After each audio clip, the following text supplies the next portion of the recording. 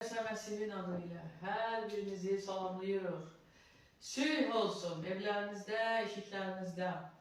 Tanrımızın hər cür ağıldan üstün olan sülhü hər birimizin ürəklərimizi və düşüncələrimizi qorusun. İsa Məsih'in adıyla.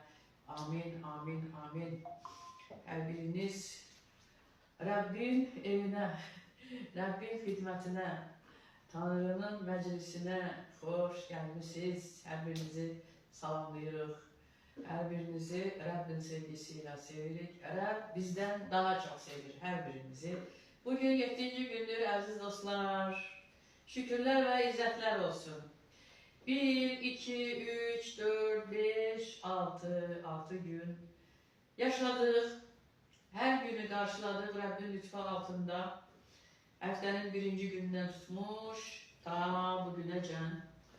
Və yedik, içdik, nefes alırıq. Əzizlərimiz şükürlər olsun, sağ salamatdır.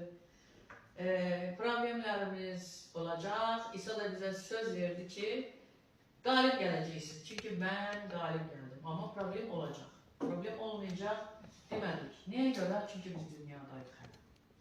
Biz bu günahlı dünyada yaşayırıq. Dünyanın ağası şeytan olduğuna görə hər küncdə, hər bucaqda həmlə gələcək. O problemləri bizə verərək bizi ruhdan salmaq istəyəcək. Amma biz kimik? İsa'nın balalarıyıq, ruhdan düşmürük.